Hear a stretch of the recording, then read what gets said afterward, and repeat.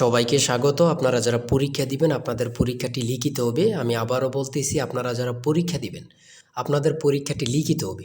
আপনাদের পরীক্ষার জন্য স্পেশাল একটি প্রশ্ন প্যাটার্ন নিয়ে এসেছি। ইনশাল্লাহ এই প্যাটার্ন থেকে 25 থেকে 30 নাম্বার অনায়াসে কমন পাবেন। শুধু ধৈর্য সহকারে সম্পূর্ণ ভিডিওটা দেখেন, আমি দেখিয়ে দিব কোন কোন বিষয়ে কোন কোন টপিক থেকে প্রশ্ন উত্তর আসবে, 100% হুবহুব কিভাবে কমন পাবেন, এই সকল তথ্য নিয়ে আজকে আলোচনা করব। আর বিশেষ করে বলে রাখি, আপনারা যারা পরীক্ষা দিবেন পরীক্ষার প্রশ্ন প্যাটার্ন যেমন থাকবে সেম প্যাটার্নে একদম শর্ট করে স্পেশাল শর্ট চূড়ান্ত সাজেশন তৈরি করা হয়েছে। সাজেশনটি নিতে স্ক্রিনে দেওয়া হোয়াটসঅ্যাপ নাম্বার রয়েছে, ইমো নাম্বার রয়েছে, দুটোর মধ্যে যে কোনো একটি মেসেজ করে সাজেশনটি সংগ্রহ করুন।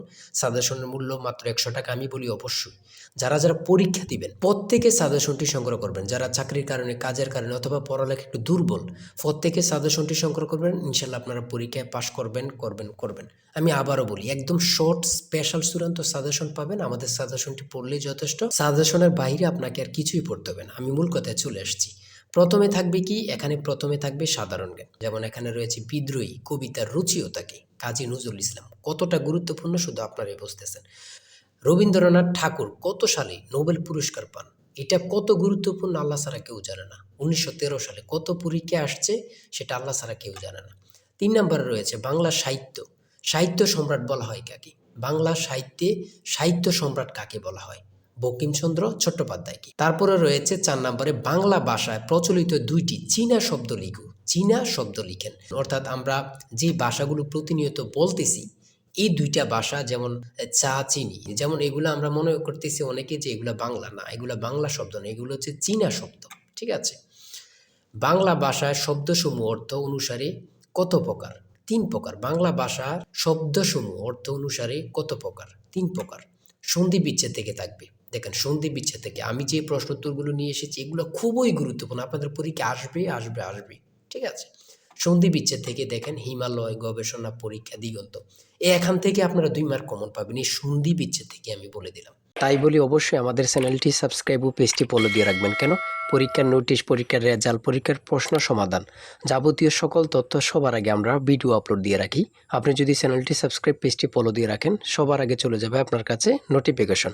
মনে করেন আপনি পরীক্ষা দিয়েছেন, পরীক্ষার প্রশ্ন সমাধান দেখিয়ে দিব, তারপরে রেজাল্টের অপেক্ষা করা লাগবে না, আমাদের চ্যানেলে পেয়ে যাবেন, সকল তথ্য পেয়ে যাবেন। এবং কি নতুন নতুন চাকরির তথ্য পেয়ে যাবে। সার্কুলার দেওয়ার সাথে সাথে আমাদের চ্যানেলে আপলোড দেওয়া হবে। আপনি শুধু আমাদের চ্যানেলটি সাবস্ক্রাইব, পেজটি ফলো দিয়ে রাখলে সবার আগে চলে যাবে আপনার কাছে নোটিফিকেশন। তাই অবশ্যই চ্যানেলটি সাবস্ক্রাইব, পেজটি ফলো দিয়ে আমাদের মেম্বার সদস্য হয়ে আমাদের সাথেই থাকবেন। আপনারা যারা যারা পরীক্ষা দিবেন, আমি বিশেষ করে বলি রাখি, 100 টাকা কিন্তু বড় কথা না। আপনারা প্রত্যেকে সাজেশনটি সংগ্রহ করবেন। ইনশাল্লাহ এই সাজেশনের বাইরে আপনাকে আর কিছুই দেখতে হবে না।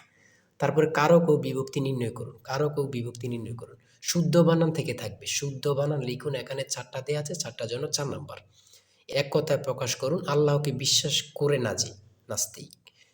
চিরকাল, দরিয়া স্থায়ী, চিরস্থায়ী। এখানে প্রত্যেকটা প্রশ্ন খুবই গুরুত্বপূর্ণ। অর্থসহ বাক্য রচনা করুন। প্রত্যেকটা প্রশ্নের মান কিন্তু 1 করে। ঠিক আছে।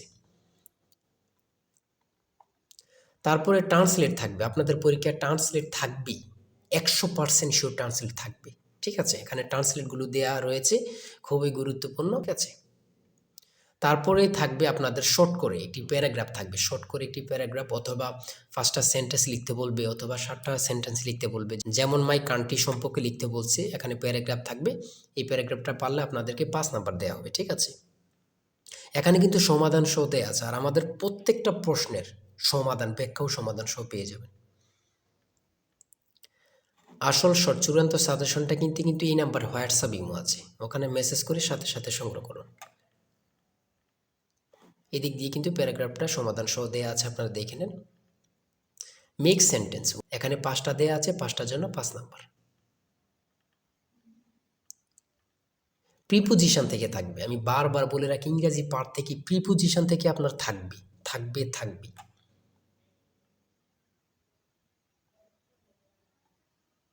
দেখেন, প্রত্যেকটা প্রশ্ন কিন্তু আমাদের খুবই গুরুত্বপূর্ণ। সিলিন্ডারের বিডিসি এবং টিডিসি বলতে কি বোঝায়? এই যে আমরা সিলিন্ডার ব্যবহার করি, এগুলো সম্পর্কে আসছে। ইঞ্জিন ঠান্ডা করার প্রক্রিয়া কত প্রকার ও কী কী? ইঞ্জিন ঠান্ডা করার প্রক্রিয়া কত প্রকার, কী কী? 2 প্রকার, একটা হচ্ছে বায়ু প্রবাহ আর একটা হচ্ছে তরল প্রবাহ। হ্যাঁ। তারপরে গণিত থেকে রয়েছে 35 লিটার অকটেন ও পেট্রোল মিশ্রণে পেট্রোল ও অকটেনের অনুপাত 4:3। এতে আর কত অকটেন মিশালে পেট্রোল ও অকটেনের অনুপাত 4:5 হবে। এখানে প্রত্যেকটা প্রশ্নের কিন্তু সমাধান সহ দেয়া আছে, ব্যাখ্যা সহকারে সমাধান সহ দেয়া আছে। জ্বালানি তেলের মূল্য 25% বৃদ্ধি পাওয়ায়, এই প্রশ্নটা কত পরীক্ষায় যে আসছে আল্লাহ ছাড়া কেউ জানে না। বৃদ্ধি পাওয়ায় তেলের ব্যবহার এমনভাবে কমানো হলো যেন তেল বাবদ ব্যয় বৃদ্ধি পেল না। গাড়ির মালিক তেলের ব্যবহার শতকরা কত কমালো? এখানে দেখছেন কতটা গুরুত্বপূর্ণ। এখানে কিন্তু সমাধান সহ দেওয়া আছে, আপনারা দেখে নিন। প্রত্যেকটা গণিত প্রশ্নের মান কিন্তু পাস করে, প্রত্যেকটা গণিত প্রশ্নের মান কিন্তু পাস করে, ঠিক আছে। 20 নম্বরে রয়েছে বাংলাদেশের দীর্ঘতম নদীর নাম কি? খুবই গুরুত্বপূর্ণ। বাংলাদেশের দীর্ঘতম নদীর নাম হচ্ছে পদ্মা। জনসংখ্যা বিবেচনায় মুসলিম বেশি, ক্ষুদ্রতম দেশ কোনটি? মালদ্বীপ। আপনাদের পরীক্ষায় এটা আসবে, যান বলে দিলাম। তারপরে এদিক দিয়ে রয়েছে 22 নম্বরে, কোন সুলতান 17 বার ভারত আক্রমণ করেন? কোন সুলতান 17 বার ভারত আক্রমণ করেন? এটা খুবই গুরুত্বপূর্ণ। সুলতান মাহমুদ। 60 গম্বুজ মসজিদ কোন জেলা অবস্থিত? বাগেরহাট। 60 গম্বুজ মসজিদ কোন জেলা অবস্থিত? বাগেরহাট। এই প্রশ্নটা কিন্তু চাকরির পরীক্ষা এখন অ্যাভেলেবেল আসতেছে, ঠিক আছে।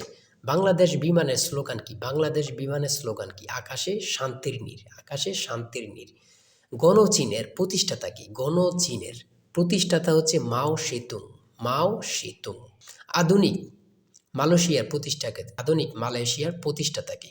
Mahathir Mohamad, Mahathir Mohamad. BRTA, BRTA এর পূর্ণরূপ কি? Bangladesh road transport authority, Bangladesh road transport authority. পূর্ণরূপ থেকে আপনাদের প্রশ্ন উত্তর থাকবে, এটা ধরে নেন, ঠিক আছে, আমি বলে রাখি। তারপরে 29 নম্বরে রয়েছে বাংলাদেশের চিংড়ি সম্পদকে কি বলা হয়? হোয়াইট গোল্ড, যেটা সাদা সোনা। বাংলাদেশের চিংড়ি সম্পদকে কি বলা হয়? হোয়াইট গোল্ড, সাদা সোনা। এই প্রশ্নটি আপনাদের পরীক্ষা আসবে, যান বলে দিলাম। তারপরে 30 নম্বরে রয়েছে নীল নদের দেশ কোনটি? নীল নদের দেশ কোনটি? মিশর। নীল নদের দেশ কোনটি? মিশর।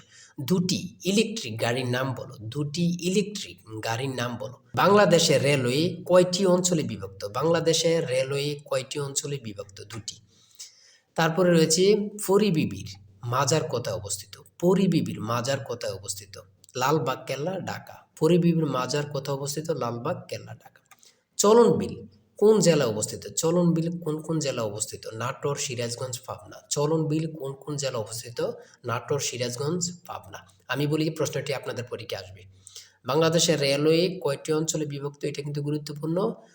চলন বিল কোন কোন জেলা অবস্থিত? এটাও কিন্তু গুরুত্বপূর্ণ, ঠিক আছে। এই প্রশ্ন উত্তরগুলো কিন্তু খুবই গুরুত্বপূর্ণ। আর আজকের ভিডিও এই পর্যন্তই। আপনারা যারা এখনও সাজেশনটি সংগ্রহ করেননি, দ্রুত এই নাম্বারে হোয়াটসঅ্যাপ ইমো আছে, চূড়ান্ত সাজেশন কিনতে হোয়াটসঅ্যাপ অথবা ইমোতে মেসেজ করুন। এই নাম্বারে হোয়াটসঅ্যাপ অথবা ইমো আছে, আপনারা প্রত্যেকে আমাদের সাজেশনটি সংগ্রহ করে ফেলুন। দ্রুত মেসেজ করে সাজেশনটি সংগ্রহ করে ফেলুন। ইনশাল্লাহ সাজেশনের বাইরে আপনাকে আর কিছুই পড়তে হবে না। আজকের ভিডিও এই পর্যন্ত। সবাই ভালো থাকবেন, সুস্থ থাকবেন। আল্লাহ হাফেজ।